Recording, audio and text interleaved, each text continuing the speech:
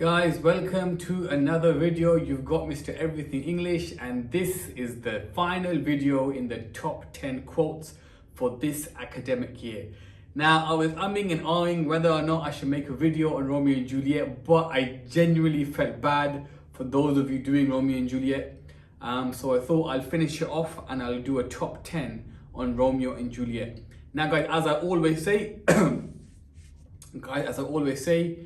these are what are, in my opinion, the top 10 quotes that can be used for lots of different exam questions. So number one, go through them. Number two, learn them off by heart. And number three, apply them to lots of different exam questions.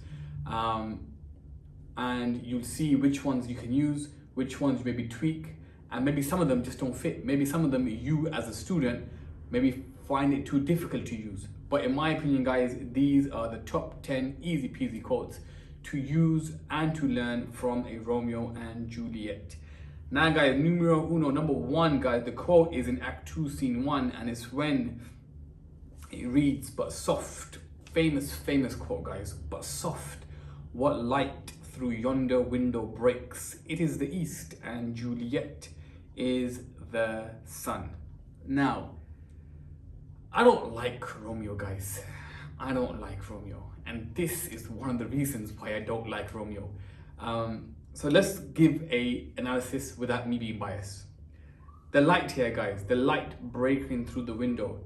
When you see light, it attracts your eyes and it kind of takes away your attention from other things. It draws you close to it. And here, guys, you can see that Juliet is almost attracting Romeo from the very beginning. And the idea of light, guys, you want to see her as light is a symbol for hope, and light is a symbol for positivity and all things good.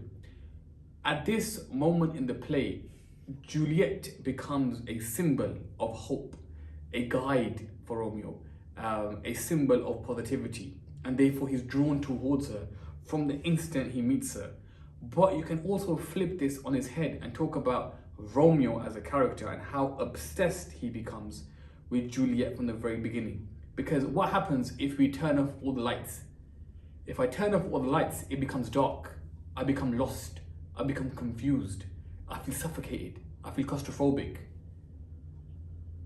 Therefore, guys, from the very beginning, Romeo's life without Juliet is unimaginable. The same way life without light is unimaginable. Romeo is such a wet wipe. Also, guys, you can talk about the idea. Guys, you can also talk about the idea where it says, "So what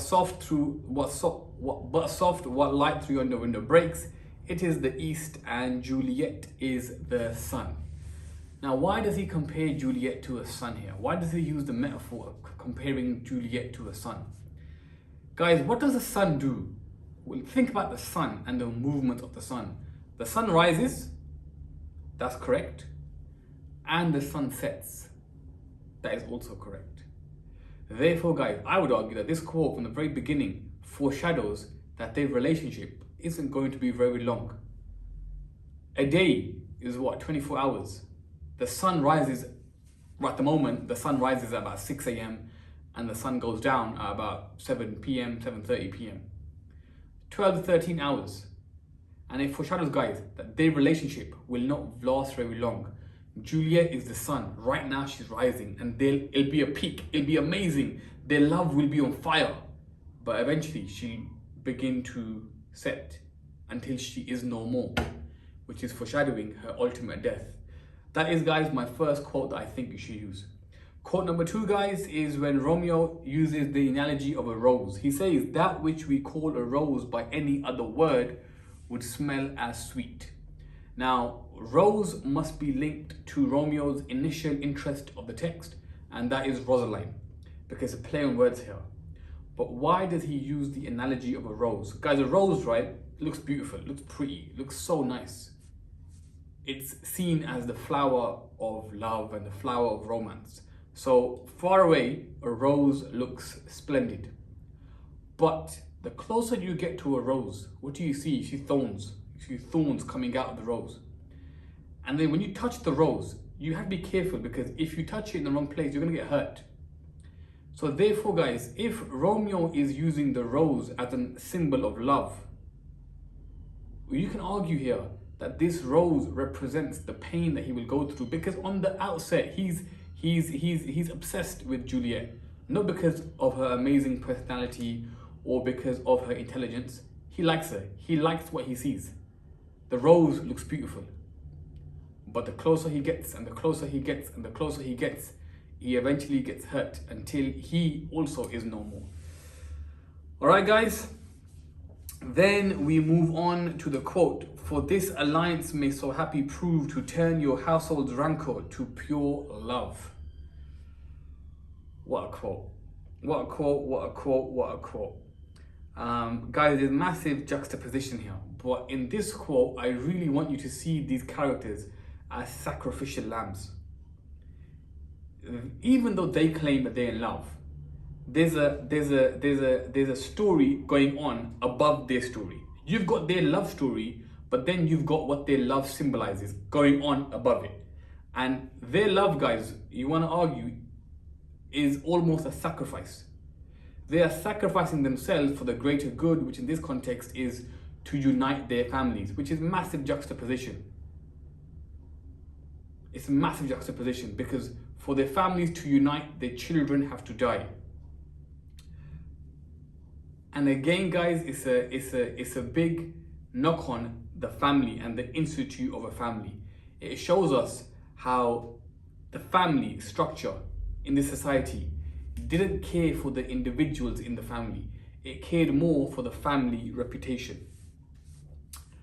Okay, guys, the next quote is one of my favorite quotes, and we're on quote number 4. And guys, the quote reads as follows: "These violent delights have violent ends." Love it. Beautiful quote to summarize the text. The word violent here, guys, the first violent anyway, I'm going to link it to the idea of something being fast and impulsive. When you do something as a knee-jerk reaction. So, for example, if somebody pushes me and I push them back without thinking about it, I move violently. I'm impulsive. Now, things that are done violently, things that are done impulsively, are done quickly and they end as fast. And therefore, guys, this idea of their relationship, of their love being a violent delight, is the idea that it feels good, it's nice, but it's quick. It's a quick pleasure. It's not going to be around for very long. So Shakespeare's foreshadowing that just as quick as this feeling came, it will go also. The second violent, guys, so the first one can be linked to impulse, can be linked to something happening really quickly. The second violent, I want to link it to destruction. Just as quick as it happened, it will cause a destructive end, which is juxtaposition. Something so quick, something so fast, has such massive ramifications. And that's how you want to use this quote, guys, that through the repetition of violent and violent, both violence have different connotations, but they show us an overall picture about how dangerous their love is, how one moment, how one act can have massive consequences. And then, guys, next quote is a very important structural quote, because it's at this point in the play that everything begins to pivot. Everything begins to change and go downhill. So this quote, guys, use it as structure and use it as a catalyst. As a catalyst. Now, guys, I want to ask a question. What is a catalyst, guys? In science, a catalyst speeds up a reaction. This is what speeds up our text. The curse, guys, the curse which dooms them all. A plague on both of your houses. Use it as a pivot. Use it as a structured point, because this is when things start to go downhill really, really quickly. But I want you all to look at a plague. Guys, an illness can affect me. A plague affects everyone. It spreads. Isn't that what happens to the text? We begin with two characters in love, Romeo and Juliet. As the play develops, things go wrong. I'm not going to explain the play right now. Things go wrong, and their actions spread like a plague. Imagine dominoes, and when you push the first domino, all of them begin to fall. One of them gets infected, one of them gets cursed, and they all begin to fall. Therefore, Romeo and Juliet and their actions are like a plague, because by the end of the text, they die, but they also have infected, they also have impacted so many other characters. All right, guys, quote number 6. Quote number 6. Hang thee, young baggage, disobedient wretch. I tell thee what, get to church on Thursday or never look me in the face. What a changed man this man is, Capulet. He goes from telling Paris, let 2 more summers wither in their pride and woo her gentle Paris, meaning win her heart, to saying to his daughter, listen, you got a week to do as I say, you disobedient wretch. Be creative, guys. Think about what word we would replace the word wretch with. He calls her young baggage, hang thee. I tell you what, get to church on Thursday next, or never look me in the face. Once you've spoken about the change in Capulet, how he goes from being nice to being aggressive, you want to zoom in and talk about why. Why is Capulet behaving like this? I would argue, guys, he is a victim of patriarchy and he's a victim of wealth, because there's an expectation upon him, and therefore there's an expectation upon his daughter, that you are the daughter of Capulet, and Capulet, you are the father or the man of the Capulet household. So you better control your girls, and you better control your women, and you better follow the reputation that you've created. And in that society, a girl after a certain age got married, had kids, and became a trophy wife for her husband. Juliet now is almost reaching her sell-by date. So Capulet believes, I now need to force her hand. Guys, number 7. Love is heavy and light. Oxymoron. Bright and dark. Oxymoron. Hot and cold. Sick and healthy. Asleep and awake. It's everything except what it is. This quote sums up the text. Everything is not what it seems. Love is a walking, talking oxymoron. Love betrays you. You think love is beautiful, you think love is nice, but love is what digs the dagger into your heart. And when you are looking at love in this text, guys, and not just the love between Romeo and Juliet, the love of all the characters, between Capulet and his daughter, Lady Capulet and his daughter, Lady Capulet and Capulet. When you're looking at all these relationships, use this quote, because it gives the impression that nothing is what it seems. Everything is fake. Everything is duplicate. There's twos of everything. So for example, love is heavy, love is light, bright, dark, hot, cold, sick, healthy, asleep and awake. It's everything what you think it is. You think Capulet loves Juliet, but as the play transpires, we realize, he loves his reputation more. You think Lady Capulet loves Juliet, but no. As the play develops, you realize her allegiance or her alliance lies with her husband. Even the nurse, does she actually love Juliet? She allows Juliet to get married to Romeo. Was that the right thing to do? Was that the responsible thing to do when she knew who they were, what the consequences would be? So guys, this text, it flips love upside down and it questions the nature of people. Do we actually love one another, or do we look for our own interest in every relationship? And that's what comes out of the text. Guys, number 8, I defy you stars. Love it. Romeo thinks he's so bad. He thinks he's so bad. I defy you stars. Who do you think you are? I defy you stars. Now guys, stars here, right, use it as a symbol of God, as a symbol of the one in charge. He's almost trying to defy God. He's almost trying to defy fate and destiny and nature. It's not going to happen. Guys, it's not going to happen. And you want to talk about the idea of what love does to Romeo. Romeo begins to believe he's God. Romeo begins to believe he's powerful because he becomes so infatuated by love. He's going against God. I defy you, God. I'm going against you. And this, guys, links to number 9.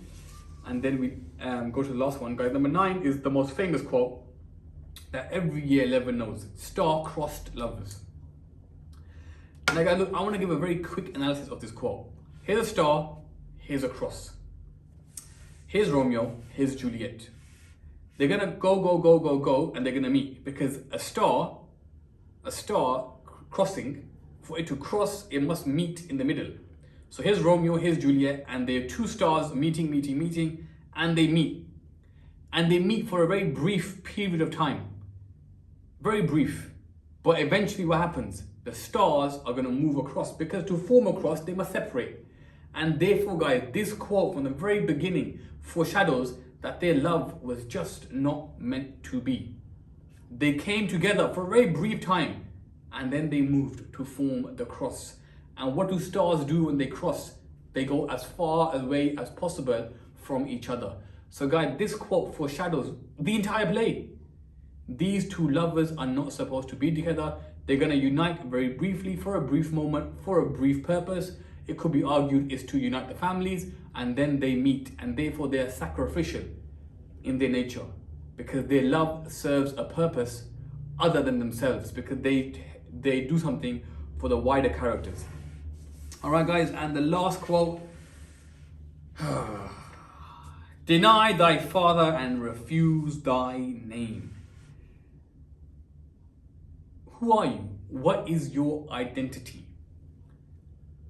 Are you known as a Montague? Are you known as a Capulet? What are you and who are you? Here, guys, they are requesting the other. Remember, guys, the names represent who they are. They're nothing without their family names. So the idea of them willing to deny their families like that, it shows two things. Number one, they don't have this thing they fight over. The entire text, guys, what they're fighting over. Montague is fighting with the Capulets because of the Montague name, and Capulets are fighting with the Montagues over the Capulet name. But look how quick they're willing to give it up. Forget your father, forget your name, and I'll do the same, and let's just love. What happened to the fight? What happened to you fighting for your family? What happened to you doing anything for your family? It's a weak bond. It's a very weak relationship. But it also presents the idea that just as quick as they are willing to leave their families, maybe they'll do the same for themselves, because everything is done on an impulse. Remember, guys, the earlier quote, violent delights. Everything is done fast, everything is done quick. Okay, now guys, those are 10 quotes from Romeo and Juliet, and I like those 10 quotes, guys, because they're a breath, as in they cover a lot of different topics, subjects, themes, and they can be used for a lot of different characters. Remember, guys, when you use quotes for characters, the quotes don't have to be said by those characters. They can be about those characters or alluding to those characters. So guys, these 10 quotes, do learn them. Do learn them off by heart, and do apply them to lots of different questions. I'll end the video here, guys. That's been the top 10 quotes from Romeo and Juliet. I hope you found the video beneficial. It's been Mr. Everything English. Peace.